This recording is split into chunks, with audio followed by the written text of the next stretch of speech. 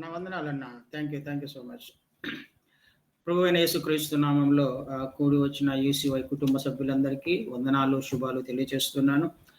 దేవాది దేవుని మహాకృప వలన మరొక వారము యూసీవైలో వాక్య పరిచర్య చేయడానికి నాకు ఇచ్చిన అవకాశంను బట్టి ఆయనను ఎంతగానో స్తుతిస్తూ ఉన్నాను. మంచిదండి. మనము నిర్గమకాండంలోని 14వ అధ్యాయం నుంచి మనం అనేక అంశాలను, అనేక ఆత్మీయ పాఠాలను నేర్చుకుంటూ వస్తూ ఉన్నాం. చాలా ప్రాముఖ్యమైన అంశాలు ఇవి కదా. మన ఆత్మీయ జీవితంలో దేవుడు నడిపిస్తున్న ఇజ్రాయేలీయులకు సాదృశ్యంగా ఈనాడు మన ఆత్మీయ ప్రయాణం ఉంది అనే విషయాలను మనం నేర్చుకుంటూ వస్తున్నాం. వాటిని నేర్చుకోవడం ద్వారా ఆనాడు ఇజ్రాయేలీయుల జీవితంలో ఏం జరిగిందో ఈనాడు కూడా మన జీవితాలలో అదే జరగడానికి అవకాశం ఉంది. కాబట్టి వాటిని నేర్చుకుంటున్నప్పుడు వాళ్ళు ఏ పొరపాట్లు చేశారో ఆ పొరపాటు చేయకుండా మనం ఉండడానికి మన ముందు దుష్టాంతరములుగా ఇవన్నీ కూడా రాయించారు దేవుడు. మంచిది. 14వ అధ్యాయంలో మనం కొన్ని వచనాలను మొదటి నుంచి కొన్ని చూసాము. యెహోవా వారి పక్షముగా యుద్ధం చేసిన విధానాన్ని, యుద్ధము చేయును అని లాస్ట్ వీక్ మనం నేర్చుకున్నాం. ఈ వారము వారు ఎర్ర సముద్రానికి ముందు దిగారు, వెనక ఫరో సైన్యము తరుముతూ వస్తుంది. అక్కడ ఇజ్రాయేలీలు సనుగుతున్నారు, గొనుగుతూ ఉన్నారు. ఈ సందర్భంలో మోషే గారు చేస్తున్న ఒక పని, ఏం చేస్తున్నారు? ఆయన ప్రార్థన చేస్తున్నారు కదండి. ఇజ్రాయేలీలతో మాట్లాడుతూ ఉన్నాడు, ఇజ్రాయేలీలను ధైర్యపరుస్తూ ఉన్నాడు. దేవుడు మన పక్షముగా యుద్ధం చేస్తాడు అని మాట్లాడుతూనే తను దేవునికి మొర పెడుతున్నట్టుగా మొదటి వచనంలో, అంటే 15వ వచనంలో మనకు అర్థమవుతుంది. దేవుడు మాట్లాడుతున్న మాట, యెహోవా మోషేతో నీవేళ నాకు మొరపెట్టుచున్నావు అని అంటున్నారు. అంటే మోషే గారు ప్రార్థన చేస్తున్నారనేగా అర్థం. మోషే గారు ప్రార్థన చేస్తున్నారు, అయ్యా నేనేం చేయాలి, మరి పరిస్థితి ఇలా ఉంది, వెనక సైన్యం వస్తుంది, వీళ్ళేమో గునుగుతున్నారు, సనుగుతున్నారు, వీళ్ళేమో భయపడుతున్నారు, కానీ నువ్వేమో మమ్మల్ని ఇక్కడ దించావు, మీ శక్తిని బట్టి నేను అనుమానించట్లేదు, కానీ వీరిని బట్టి నేను ప్రార్థన చేస్తున్నాను, ఏం చేయాలి అని ఆయన ప్రార్థన చేస్తూ ఉన్నప్పుడు దేవుడు మాట్లాడుతున్న మాట, నువ్వు నాకెలా మొరపెట్టుచున్నావు? క్వశ్చన్ మార్క్ వేస్తున్నాడు. అంటే మొరపెట్టకూడదా, ప్రార్థన చేయకూడదా కదా, నువ్వెందుకు నాకు ప్రార్థన చేస్తున్నావు అని అంటున్నాడు దేవుడు. ప్రార్థన చేయడం తప్ప, మొరపెట్టకూడదా అని ఒకసారి మనం ప్రశ్నించుకుంటే, అంటే క్వశ్చన్ మార్క్ ఉంది కాబట్టి ఈ ప్రశ్న మనకు రావాలి. ఎందుకు నాకు ప్రార్థన చేస్తున్నావు, ఎందుకు మొరపెడుతున్నావు అంటే, మొరపెట్టడం తప్పు కాదు, కానీ చేసిన ప్రార్థన తర్వాత తదనుగుణంగా ప్రవర్తించకపోవడం తప్పు కదండి. మనం అనేక మార్లు ప్రార్థన చేస్తూ ఉంటాం, అనేక మార్లు ఆయనకు మొరపెడుతూ ఉంటాం, అనేక విషయాల గురించి, అనేక విషయాలను ఆయన వద్దకు తీసుకుని వెళ్తాం. తీసుకువెళ్ళిన తర్వాత ఏం చేయాలి? ప్రార్థన చేసిన తర్వాత ఏం చేయాలి? దేవుడు నడిపిస్తున్నాడు అని అనుకున్నప్పుడు, దేవుడే వాళ్ళను అక్కడ దించాడు అని అనుకున్నప్పుడు, శత్రువులను రేపింది ఆయనే అని తెలిసినప్పుడు, మరి ఆయన ప్రార్థన చేస్తుండడము తప్పు కాదు, కానీ ప్రార్థన చేసిన తర్వాత ప్రార్థనకు తదనుగుణంగా ప్రవర్తించడము అనేది మోషే నేర్చుకోవాలి అన్నది దేవుని యొక్క ఉద్దేశం. మోషే మాత్రమే కాదు, నీవు నేను మనము కూడా నేర్చుకోవాలి. ప్రార్థన చేసిన తర్వాత ప్రార్థన ఆయన వద్దకు వెళ్ళి చేసిన ప్రతి విషయం కూడా పొంది ఉన్నాము అని ప్రార్థన చేయండి అని అంటాడు కదండి. మనం ఏ ప్రార్థన చేసినా, ఆయనకు ఏది మొరపెట్టినా, ఏ పిటిషన్ ఆయన వద్దకు తీసుకువెళ్ళినా, అది మీరు పొంది ఉన్నారు అనే విశ్వాసముతో ప్రార్థన చేయండి అని అంటాడు. అంటే నేను పొంది ఉన్నాను అని అనుకున్నప్పుడు నాకు భయం ఏదు, నేను పొంది ఉన్నాను అని అనుకున్నప్పుడు దానిని పొందుకున్న తర్వాత నా ఆనందము, నా సంతోషము, దానిలో నేను నడిచే విధానము వేరుగా ఉంటుంది, నా ప్రవర్తన వేరుగా ఉంటుంది. ప్రార్థన చేస్తూనే ఉండడం కాదు కదా, సమస్య గురించి ప్రార్థన చేస్తూనే ఉండడం కాదు. ఎప్పుడైతే నీలో ఆ విశ్వాసం వస్తుందో, నాకు దేవుడు సమాధానం ఇచ్చాడు అని ప్రార్థనలో నీకు అనిపిస్తూ ఉన్నప్పుడు, ఆ పీస్ నీకు ఉన్నప్పుడు, ఇక నువ్వు ప్రవర్తించే విధానంలో మార్పు రావాలి కదండి. తిరిగి అదే సమస్యను తలుచుకుంటూ, అదే సమస్యలో ఉంటూ, దాని నుంచి భయపడుతూ జీవించడం కాదు దేవుని ఉద్దేశం. ప్రార్థించావు, దేవుడు సమాధానం ఇచ్చాడు అని అనుకున్నప్పుడు ప్రవర్తించాల్సిన తీరు వేరుగా ఉంటుంది. అదే దేవుని యొక్క ఉద్దేశం. అక్కడ ఎందుకు మొరపెడుతున్నావు? ప్రార్థించినది చాలిక నేను సమాధానం ఇచ్చాను. ఇక నువ్వు చేయాల్సిందేంటి? ముందుకెళ్ళిపో, సాగిపో, ప్రవర్తించు, నీకు సమాధానం వచ్చినట్టుగా ప్రవర్తించు అని దాని యొక్క ఉద్దేశం. అంటే పొందునాము, దేవునికి చేసిన ప్రార్థనకు సమాధానం నేను పొందుకున్నాను అనే విశ్వాసముతో మనము నడవాలి అన్నది దేవుని యొక్క ఉద్దేశం. అర్థం కావడానికి మనకు చాలా సార్లు తెలుసు ఈ ఎగ్జాంపుల్, అందరూ వినే ఉంటారు. అయినా కానీ జ్ఞాపకం చేసే ప్రయత్నం చేస్తాను. ఒక ప్రాంతంలో కరువు వచ్చింది. కరువు వస్తున్న వర్షాల కోసము ఒక సంఘము ప్రార్థన చేస్తుంది. సేవకుడు 3 రోజులు ఉపవాస ప్రార్థనను అనౌన్స్ చేశారు. అందరూ 3 రోజులు ప్రార్థన చేస్తూ ఉన్నారు. 2 రోజులు అయిపోయింది, వర్షాలు పడట్లా. 3వ రోజు సేవకుడు ఇంటికి తలుపు వేసి వెళ్తూ సంఘానికి వెళ్ళాలి, సిద్ధపడి బయలుదేరుతూ ఉన్నప్పుడు ఆ సేవకుని ఒక 3-4 సంవత్సరాల కుమారుడు లేకపోతే కుమార్తె వస్తూ వస్తూ గొడుగును పట్టుకొని వస్తుంది. గొడుగును తీసుకొని వస్తున్నప్పుడు ఆ సేవకుడు అందరు కలిసి వెళ్ళిపోతారు, గమనించాడు. కానీ అందరు కలిసి సంఘానికి వెళ్ళిన తర్వాత అప్పుడు అక్కడ సేవకుడు గొడుగు పట్టుకొని వచ్చిన కూతుర్ని చూస్తాడు. ఏంటమ్మా నువ్వు అంబ్రెల్లాని తీసుకొని వచ్చి, ఇంత ఎండలు ఉన్నప్పుడు, ఎండలు ఉన్నాయి కదా, ఈ ఎండలలో నువ్వు గొడుగు మళ్ళీ పట్టుకొని వస్తున్నావు అని చెప్పేసి తనను ప్రశ్నించినప్పుడు ఆ కూతురు చెప్తున్న సమాధానం మనకు తెలుసు. నాన్నగారు, మనము ఎందుకోసం ప్రార్థన చేస్తున్నాం? వర్షం కోసం ప్రార్థన చేస్తున్నాం. 2 రోజులు గడిచిపోయింది, ఈరోజు 3వ రోజు. అంటే 3వ రోజు మనం ప్రార్థన చేస్తున్నాం అంటే దేవుడు సమాధానం ఇస్తాడు కదా, వర్షం పడుతుంది కదా. మరి మనం వెళ్ళేటప్పుడు ఎలా వెళ్తాం? ఇంటికి తడుచుకుంటూ వెళ్ళాలి కదా. అంటే వర్షం పడుతున్నప్పుడు మనం తడుచుకుంటూ ఎలా వెళ్తాం? ఆ వర్షంలో తడవకుండా ఉండడానికి నేను గొడుగు తీసుకొచ్చాను అని చెప్పేసి తన కూతురు చెప్పినప్పుడు ఆ విశ్వాసము పాస్టర్ గారిలో లేనందుకు సిగ్గుపడతాడు కదండి. ఏమర్థమవుతుంది? మనం ప్రార్థన చేస్తున్నాము, ప్రార్థన చేసిన తర్వాత సమాధానం వస్తుంది అనే కదా ప్రార్థన చేస్తాము. ఆ కూతురు చేసిన పని అదే. సమాధానం ఈరోజు వస్తుంది కాబట్టి నేను గొడుగు తీసుకొని వచ్చాను. సమాధానం వచ్చిందా? రాకముందే విశ్వాసముతో తీసుకురావడం కదా. దేవుడు మాట్లాడుతున్న మాట అదే. నాకేలా మొరపెడుచున్నావు, ముందుకు సాగిపో. మనం చేయాల్సిన పని కూడా అదే. మనం ఏ విషయంలో ప్రార్థన చేస్తున్నా దానిని పొందుకున్నామనే విశ్వాసముతో ఒకవేళ నువ్వు ప్రార్థన చేసినట్లయితే నీ ఆలోచన విధానంలో మార్పు ఉంటుంది, నీ పరిస్థితులలో మార్పు ఉంటుంది. ఆ విశ్వాసము కలిగి ప్రార్థన చేయడము అన్నది ఈ వచనం ద్వారా మనం నేర్చుకోవాలి. ముందుకే సాగిపోవాలి. నాకు సమాధానం వచ్చింది అనే విశ్వాసంతో ముందుకు సాగిపోవడం నేర్చుకోవాలి. తర్వాత దేవుడు మాట్లాడుతున్న మాట, ముందుకే సాగిపోవడని ఇశ్రాయేలీయులతో చెప్పు. నీవు నీ కర్రను ఎత్తి ఆ సముద్రం వైపు నీ చెయ్యి చాపి దానిని పాయలుగా చేయము. అప్పుడు ఇశ్రాయేలీయులు సముద్రము మధ్యన ఆరిన నేల మీద నడిచిపోదురు. ప్రార్థన ఆయన చేస్తున్నాడు, మోషే గారు ప్రార్థన చేస్తున్నాడు. కానీ దేవుడు మాట్లాడుతున్న మాట, నీవు పాయలు చేయి సముద్రాన్ని అంటున్నాడు కదండి. నీ కర్రని ఎత్తి ఆ సముద్రం వైపు నీ చెయ్యి చాపి దానిని పాయలుగా చేయము. ఎవరు చేయాలి పాయలుగా సముద్రాన్ని? నీవు చెయ్యి అంటున్నాడు. మోషే చెయ్యాలి కదండి. అయ్యా, నేను నీకు ప్రార్థన చేస్తుంటే నువ్వు నన్ను చేయమంటావేంటి? సముద్రాన్ని నేను ఎలా పాయలు చేస్తాను? అది నా వలన అవుతుందా కదా. నీ ప్రశ్న వచ్చి ఉండొచ్చు మోషేకి. ఒకవేళ అనుకున్నాడేమో, ప్రార్థన చేశాను, ఇక్కడ సమస్య ఉందని, ఆ సమస్యను నువ్వే తీసేసుకో అని చెప్పేసి నాకు చెప్తే ఎలా అవుతుంది అని ఒకవేళ చాలాసార్లు మనకు కూడా ఈ ప్రశ్న రావచ్చేమో. కానీ మోషే గారికి వచ్చిందో లేదో మనకు తెలియదు. కానీ దేవుడు మాట్లాడుతున్న మాట, ఈ సమస్యలో లేకపోతే ఈ ఎర్ర సముద్రాన్ని నీవే పాయలుగా చేయము. దేవుడు ఏం కోరుకుంటున్నాడు? ఆయన ఉన్నతమైన ఉద్దేశాలు ఎలా ఉన్నాయి? ఆలోచన చేసుకోవాల్సిన అవసరం ఖచ్చితంగా ఉంది.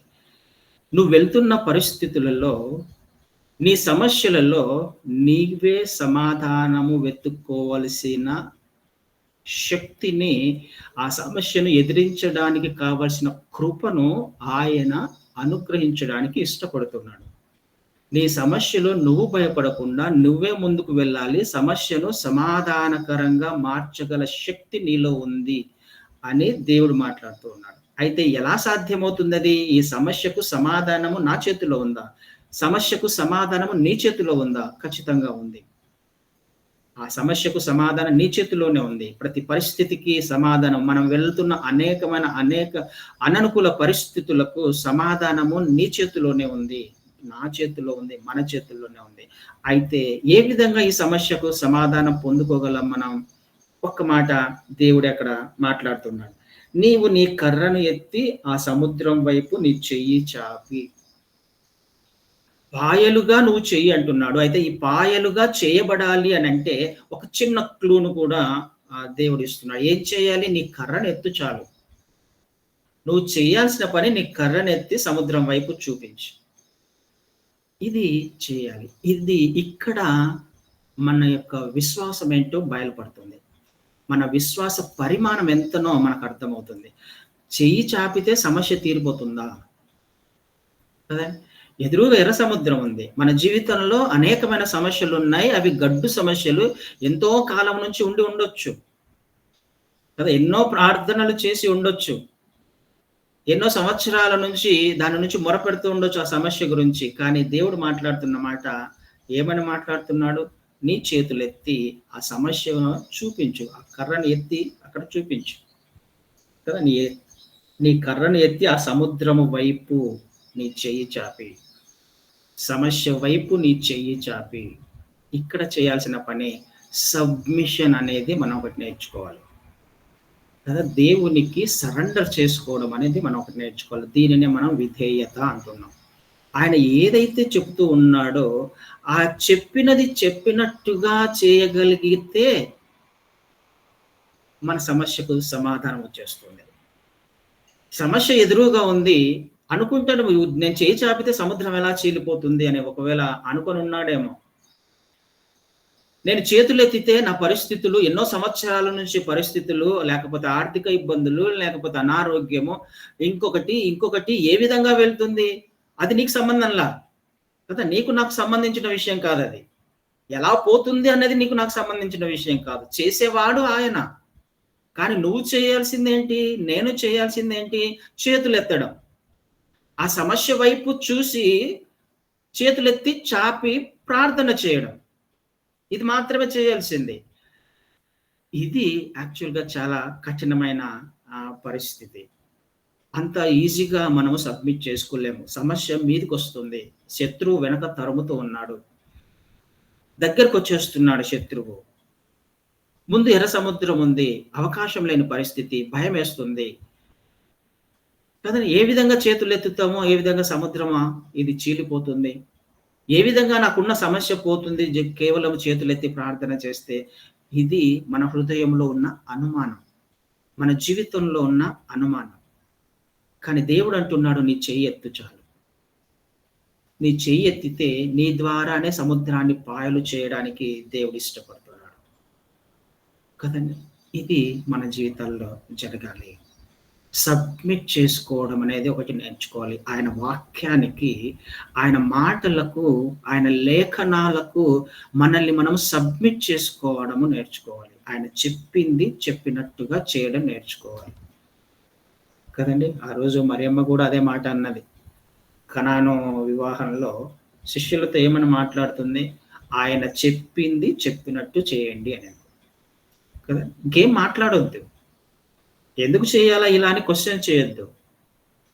చెప్పింది చెప్పినట్టు చేయండి. ఇది జరగాలి మన జీవితంలో. దేవుడు మనకు ఏదైనా మాట్లాడుతూ ఉన్నప్పుడు, మనం చదువుతున్నప్పుడు, లేఖనాలు ఏదైనా మనతో మాట్లాడుతున్నప్పుడు మనం చేయాల్సిన పని చెప్పింది చెప్పినట్టు చేయడమే.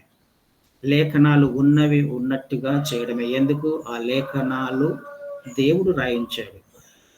లేఖనాలలో దేవుని వాగ్దానాలు ఉన్నాయి. దేవుని వాగ్దానాలన్నీ కూడా అవును, ఆమేన్ అన్నట్టుగా ఉన్నాయి. అవి నిశ్చయములు, అవి నెరవేర్చబడతాయి. ఈ విశ్వాసముతో నీవు నేను ప్రార్థన చేసినప్పుడు, ప్రార్థన చేసి తదనుగుణంగా మనం నడుచుకున్నప్పుడు, ప్రవర్తించినప్పుడు మన ముందున్న ఆ సమస్య చీలిపోతుంది. హల్లెలూయా! ఎంత గొప్ప వాగ్దానాన్ని దేవుడు మనకి ఈరోజు చేస్తూ ఉన్నాడు. మన పక్షముగా ఆయన యుద్ధం చేయడానికి ఇష్టపడుతున్నాడు. నీ ద్వారానే దానిని జయించేలా చేయడానికి ఆయన ఇష్టపడుతున్నాడు. నువ్వే చేయగలవు. ఆ సమస్యకు సమాధానం నీ దగ్గరే ఉంది. కానీ చేసేవాడు ఆయన అయినప్పటికీ ఆయన మాటలకు నువ్వు విధేయత చూపిస్తూ వెళ్తున్నప్పుడు నీ సమస్య చీలిపోతుంది నీ ఎదురుగానే. నీకు తెలియకుండానే అక్కడ సమస్యకు సమాధానం వస్తుంది. కానీ చేసేవాడు మాత్రం ఆయన. నువ్వు చేయాల్సింది చేతులెత్తి ప్రార్థన చేయడం. ఎందుకు చేతులెత్తాలి? అయ్యా నేను అసహాయుణ్ణి, నా వలన కాదు, నేను నిరత్తరుణ్ణి, నా చేతులు ఏమి లేదు అని ఆయనకు సబ్మిట్ చేసుకోవడమే.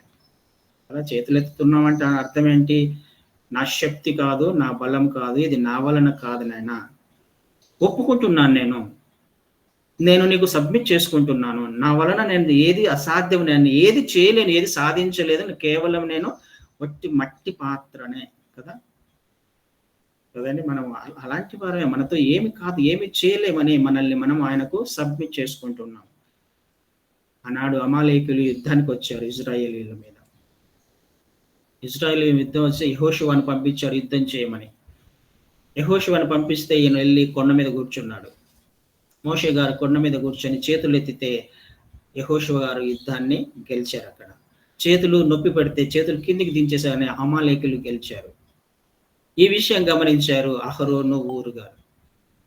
పక్కకు వెళ్ళి 2 చేతులు ఎత్తుకొని పైకి అట్లాగే ఆయన చేతులు పట్టుకొని కూర్చొని ఆయనకు సపోర్ట్ గా వీళ్ళిద్దరు ఉన్నప్పుడు, చేతులు ఎత్తి అలాగే ఉన్నప్పుడు తెల్లవారు అది యుద్ధం అయిపోయేంత వరకు సాయంకాలం మనం చేతులు ఎత్తినంతసేపు యెహోషువ గారు అమాలేకుల మీద యుద్ధం గెలిచాడు. ఈ విషయం మనకు 17వ అధ్యాయం నిర్గమకాండంలోనే చూస్తాం. నేను వేరేదేది చెప్పట్ల. 17వ అధ్యాయం నిర్గమకాండం 8 నుంచి 16 వచనాలు మీరు చదివితే తర్వాత మీకు అర్థమవుతుంది. చేతులెత్తినంతసేపు అక్కడ యుద్ధము యెహోషువ గారు గెలుస్తూ ఉన్నారు. అలాగే ఉన్నప్పుడు అమాలేకులను యెహోషువ గారు ఓడించారు. ఇది జరగాలి మన జీవితంలో. శత్రువు ఓడిపోతాడు నీ ముందర, నువ్వు చేతులెత్తినంతసేపు, చేతులెత్తి ప్రార్థన చేసినంతసేపు, నిన్ను నీవు ఆయనకు సబ్మిట్ చేసుకున్నంతసేపు, నీ శక్తి మీద నువ్వు ఆధారపడకుండా ఆయన శక్తి మీద ఆధారపడినప్పుడు కదండి. చాలాసార్లు మనం చేస్తున్న పని అదే. మన మీద మనం ఆధారపడే ప్రయత్నం చేస్తుంటాం. నా శక్తి, నా బలము, నా జ్ఞానము, నాకున్న డబ్బు, నాకున్న అధికారము, నాకున్న బలము, బలగము, ఇవన్నీ చూసుకొని అతిశయపడుతుంటాం. అవేవి పనికిరావు. అందుకనే మోషే గారు అలాంటి అయినగా చేతులు ఎత్తుతున్నాడు అంతే. అయ్యా నా వలన కాదు. మోషే చేతులు ఎత్తాడు, అమాలేకుల మీద గెలిచారు. ఇక్కడ మోషే గారు చేతులు ఎత్తుతున్నారు, సముద్రాన్ని చీల్చాడు. ఇది మన జీవితంలో జరగాలి. సబ్మిట్ చేసుకోవడం అనేది చాలా ప్రాముఖ్యమైన విషయం. తర్వాత వచనాలను చూస్తే 17వ వచనంలో, ఇదిగో నేనే ఐగుప్తీయుల హృదయములను కఠినపరచుదును, వారు వీరిని తరుముదురు, నేను ఫరో వలన, అతని సమస్త సేన వలన, అతని రథముల వలనను, అతని గుర్రపు రౌతుల వలన నాకు మహిమ తెచ్చుకుందును. దేవుని నామము మహిమపరచబడాలి. అల్టిమేట్ గా జరగాల్సిందే అది. ఫరో రథముల వలన నేను మహిమ తెచ్చుకుంటాను. ఆ శత్రువు వలన, ఆ సమస్య వలన నాకు మహిమ వస్తుంది. అయితే ఆయనకు ఎప్పుడు మహిమ వస్తుంది? మోషే చేతులెత్తినప్పుడు. నీ జీవితంలో దేవుడు ఎప్పుడు మహిమపరచబడతాడు? నువ్వు చేతులెత్తినప్పుడు, నిన్ను నీవు సబ్మిట్ చేసుకున్నప్పుడు కదండి. ఇది జరగాల్సింది. కానీ చాలా మంది మనం చూస్తాం, కీర్తనల గ్రంథంలో మనం చూస్తాం కదా, ఒక చోట కొంతమంది దేనిని బట్టి అతిశయపడుతుంటారంటే, కీర్తనల గ్రంథం 20వ అధ్యాయంలో 20వ కీర్తన 7వ వచనాన్ని చదువుతాను. 27. కొందరు రథములను బట్టి, కొందరు గుర్రములను బట్టి అతిశయపడుదురు, మనమైతే మన దేవుడైన యెహోవా నామమును బట్టి అతిశయపడుదుము. దేనిని బట్టి అతిశయపడాలి నీవు నేను మనము? యెహోవా నామమును బట్టి. కానీ చాలా మంది వారికి ఉన్న స్థితిని బట్టి అతిశయపడుతుంటారు. చాలా మంది తమకున్న గుర్రాలను బట్టి, రథములను బట్టి, బలాన్ని బట్టి, బలగాన్ని బట్టి, అధికారాన్ని బట్టి అతిశయపడుతూ ఉంటారు. వారి వలన, అలా అతిశయపడుతున్న వారి వలన దేవుని నామము ఆయన బిడ్డలకు మహిమ తెచ్చే విధంగా ప్రవర్తించాలి అని ఆయన కోరుకుంటున్నాడు కదండి. ఈ ఫరో వలన, ఫరో రథములను బట్టి, గుర్రాలను బట్టి, లేకపోతే ఫరోకున్న బలాన్ని బట్టి, బలగాన్ని బట్టి దేవుని నామము మహిమపరచబడాలి అని ఆయన కోరుకుంటున్నాడు. ఎందుకు? అతిశయము గర్వాన్ని తీసుకొని వస్తుంది. గర్వము ఏం చేస్తుంది? నాశనానికి నడిపిస్తుంది కదండి. దేనిని బట్టి అయితే నేను అతిశయపడుతున్నానో ఆ అతిశయము మంచిది కాదు. ఈ లోకంలో ఉన్నదంతా అదే. ఫరో అధికారమే, ఈ లోకంలో ఉన్నదంతా లోకాధికారమే. ఈ లోకాధికారము నుంచి దేవుని నామము మహిమపరచబడాలి అనంటే, లోకంలో ఉన్న పరిస్థితుల మీద నీకు జీవితం ఇవ్వాలి. నీ ద్వారా దేవుని నామం మహిమపరచబడాలి అనంటే, మనం చేయాల్సిన పని ఒకటుంది. కదండీ! ఎలా మహిమపరచబడతాడాయన? నేను సబ్మిట్ చేసుకోవడం వలన, నువ్వు సబ్మిట్ చేసుకోవడం వలన. నువ్వు వెళ్తున్న మార్గంలో ఆయనకు అప్పగించుకోవడం వలన, చేతులెత్తడం వలన, నేను నిరత్తరున్నయ్యా, నా వలన ఏం కాదు, నేను చేతగాని వాణ్ణి, నా శక్తి కాదు, నా బలము కాదు అని కంప్లీట్‌గా ఆయన మీద ఆధారపడడం వలన, విధేయత చూపించడం వలన, దేనిని బట్టి కూడా అతిశయపడమాక. నీకున్న ఏ స్థితిని బట్టి కూడా అతిశయపడొద్దు. అతిశయపడితే గర్వం వస్తుంది. అది నాశనానికి గర్వము దేవునికి ఇష్టం లేని పని. అసహించుకునే ఒక లక్షణం అది. ఇది మన జీవితంలో జరగాలి. ఆయన నామము మన ద్వారా మహిమపరచబడాలని ఆయన కోరుకుంటున్నాడు. ఫరో సైన్యము వలన దేవుని నామము మహిమపరచబడాలని దేవుడు కోరుకుంటున్నాడు. అయితే ఏ విధంగా మహిమపరచబడుతుంది అంటే, మోషే చేతులెత్తి సబ్మిట్ చేసుకొని చెప్పినది చెప్పినట్టుగా చేయడం వలన అక్కడ దేవుని నామము మహిమపరచబడింది కదా. ఈ లోకంలోని విషయాలు నిన్ను తాకుతూ ఉన్నప్పుడు, సమస్యలు నిన్ను చుట్టుముడుతూ ఉన్నప్పుడు, వీటి వలననే దేవుని నామము మహిమపరచబడుతుంది. నీకున్న సమస్యనే దేవుని నామము మహిమపరచబడడానికి ఒక మార్గం అది. కానీ ఆ సమస్యను చూసి భయపడుతున్నావేమో, లేకపోతే ఆ సమస్యను చూసి దూరంగా వెళ్ళిపోవడానికో, లేకపోతే తీసివేయమని ప్రార్థన చేస్తున్నావేమో. తీసివేయవద్దని ప్రార్థన చేయొద్దండి. అట్లా దాంట్లో నాకు కావలసిన శక్తిని ఇవ్వయ్యా అని ప్రార్థన చేద్దాం. ఆ సమస్యను జయించడానికి, అధిగమించడానికి కావలసిన శక్తిని, కృపను అనుగ్రహించమని ప్రార్థన చేద్దాం. తట్టుకోలేకపోతే ఒకవేళ చేతులైతే, అయ్యా నా వలన కావట్లేదు, నువ్వు తీసుకువెళ్ళు, దీంట్లో ఈ సమస్యల నుంచి నువ్వు నాకు తోడుగా ఉండు.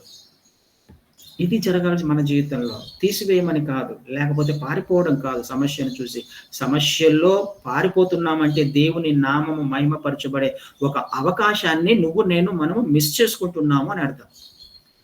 దేవుని నామం మహిమపరచడానికి ఒక పరిస్థితి నీ జీవితంలో వచ్చింది. అక్కడ దేవుడు మహిమపరచబడాలని ఇష్టపడుతున్నాడు ఆయన. నీ ద్వారానే కదా, నీ ద్వారానే దేవుని నామము, లేకపోతే నీకున్న సమస్యను తీసివేయడానికి ఇష్టపడుతున్నాడు. నువ్వు సబ్మిట్ చేసుకుంటే, నీ సొంత ప్రయత్నాలు చేయకుండా ఆయన వైపు చూసే ప్రయత్నం చేద్దాం. ఆయన వైపు చేతులెత్తి, అయ్యా నిస్సహాయురాలిని, నా వలన కాదు, నువ్వు కలుగ చేసుకుని ఆయన అని ప్రార్థన చేసినప్పుడు ఆయన నామము నీ జీవితంలో మహిమపరచబడుతుంది.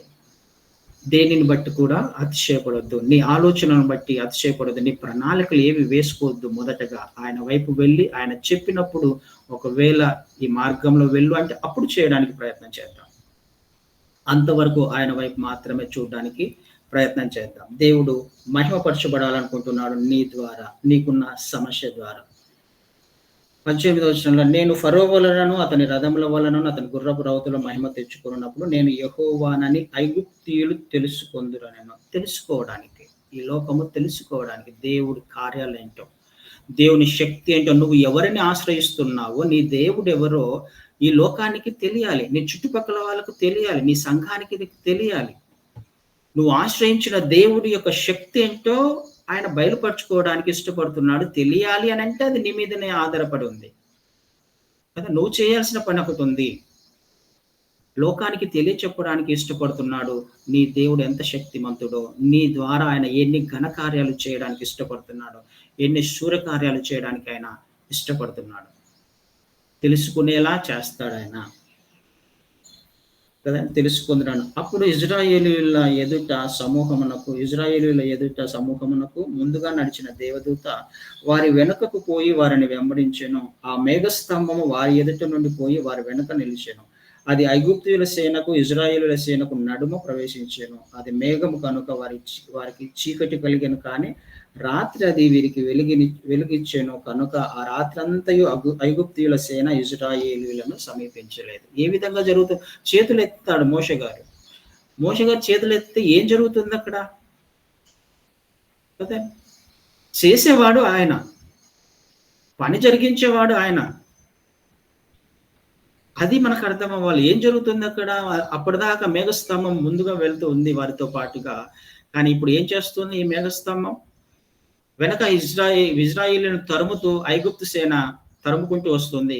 వెనక వస్తున్న ఈ ఐగుప్తీయులకు, ముందుగా ఉన్న ఇజ్రాయేలీయులకు నడుమ ఈ మేఘస్తంభం వచ్చి నిల్చుంది. ముందుగా వెళ్తున్న మేఘస్తంభము వీరికి మధ్యలో వచ్చింది. ఇప్పుడు ఇజ్రాయేలీయులకు వెనక వచ్చింది, ఐగుప్తీయులకు ముందుగా ఉంది. అంటే ఈ ఇద్దరి మధ్యలో మేఘస్తంభము ఉండడం వలన, ఈ మేఘస్తంభము కటికమైన మేఘస్తంభంగా మారడం వలన అక్కడ చీకటి, కటిక చీకటి. ఈ చీకటి కమ్ముకున్నప్పుడు ఐగుప్తీయులకు ఇజ్రాయేలీలు కనిపించలా కదండి. ఏం చేస్తుంది మేఘస్తంభము? ఐగుప్తీయులను, ఇజ్రాయేలీయులను వేరుపరిచింది కదండి. వారిని వీరిని సపరేట్ చేసింది మేఘస్తంభం కదండి. ఎవరు ఈనాడు నిన్ను, నన్ను, మనల్ని ఈ లోకములో నుంచి వేరుపరుస్తున్నాడు? పరిశుద్ధాత్మ దేవుడు. దేవుడు ఎప్పుడు కూడా లోకములో నుంచి నిన్ను వేరుపరచడానికే ఇష్టపడుతున్నాడు, వాళ్ళతో కలవడానికి కాదు. లోకముతో కలవడానికి దేవుడు నిన్ను, నన్ను, మనల్ని ఏర్పాటు చేసుకోలేదు. ఇజ్రాయేలీయులను, ఐగుప్తీయులను వేరుపరిచి మధ్యలో చీకటిని ఆయన తీసుకొని వచ్చాడు. వారిది చీకటి బ్రతుకులు. లోకంలో ఉన్న వాళ్ళందరూ చీకటిలోనే జీవిస్తున్నారు, చీకటిలోనే నడుస్తున్నారు, చీకటిలోనే వారి జీవితాన్ని వారు జీవించే ప్రయత్నం చేస్తున్నారు కదా. కానీ దేవుడు ఏం కోరుకుంటున్నాడు? వాళ్ళ నుంచి వేరుపరచబడాలి కదా. ఇది రెఫరెన్స్ మనకు తెలుసు, చాలా విషయాలు చూస్తాం. 1 యోహానులో 3వ అధ్యాయంలో మనం చూస్తే అక్కడ ఆయన బీజం ఎవరిలో అయితే ఉంటుందో వారు పాపము చేయలేరు. అంటే పాపం చేయలేని వాళ్ళంతా ఎవరు? దేవుని ప్రజలు. పాపము చేయజాలరు అనే మాట చూస్తాం. వచనాలు మీరు తర్వాత చూసే ప్రయత్నం, సమయం లేదు కాబట్టి డైరెక్ట్ గా చెప్తున్నా. అక్కడ దేవుని పిల్లలు ఎవరో, అపవాది పిల్లలు ఎవరో మీకు స్పష్టంగా అర్థమవుతుంది అని రాయబడింది. దేవుడు ఏం చేస్తున్నాడు? మనలో ఉన్న ఈ బీజం ఏం చేస్తుంది? పరిశుద్ధాత్మ దేవుడు ఏం చేస్తున్నాడు? ఈ లోకానికి మనల్ని వేరుపరుస్తున్నాడు. పాపము చేయజాలడు, పాపం చేసే అవకాశం లేదు అని అంటున్నాడు. అంటే ఈ లోకములో నుంచి మనల్ని వేరుపరచడానికి పరిశుద్ధాత్మ దేవుడు ఇష్టపడుతున్నాడు. ఇలా జరగడం వలన మనం దేవుని ప్రజలం. అలా కాకుండా ఎవరి జీవితంలో అయితే దేవుని బీజము లేదో వారు ఈ లోకం యొక్క పాపములో మునిగిపోయిన వాళ్ళు, పాపం చేస్తూ జీవిస్తున్న వాళ్ళు, అపవాది పిల్లలు. అంటే వీళ్ళు వేరువేరుగా ఉన్నారు కదా. వేరుపరచడానికి దేవుడు ఇష్టపడతాడు లోకములో నుంచి నిన్ను, నన్ను, మనల్ని కదండి. పరిశుద్ధాత్మ దేవుని కార్యాలు ఇలా ఉంటాయి.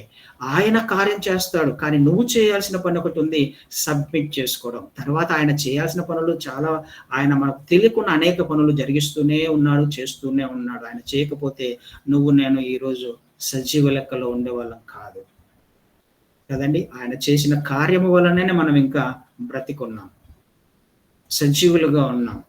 ఇది మనకు తెలియదు, కానీ మనం అనుకుంటున్నాం మనం బ్రతికి ఉన్నామని. మన శక్తి చేతను లేకపోతే ఇంకొక దాని వలన మనం బ్రతికొని కానే కాదు. బయటికి వెళ్ళిన మనం క్షేమంగా ఇంటికి రాగలుగుతున్నాము అని అంటే ఆయన కనికరం, ఆయన మన జీవితంలో వెనక ఉండి నడిపిస్తున్న కార్యం అది. పరిశుద్ధాత్మ దేవుడు కూడా జరిగిస్తున్నాడు అక్కడ. వెనక్కి వెళ్ళిపోయాడు ఆయన, చీకటిని కలుగ చేశాడు అక్కడ. తర్వాత జరిగిన పని ఐగుప్తీయుల సేనకు ఇజ్రాయెల్ సేనకు నడుమ ప్రవేశించాను. 21వ వచనం చదువుతాను. ఆ రాత్రి అంతా 20వ వచనంలో చీకటి కలిగిన గాని రాత్రి అది వీరికి వెలుగునిచ్చాను కనుక ఆ రాత్రి అంతా ఐగుప్తుల సేన ఇజ్రాయేలు సమీపించలేదు.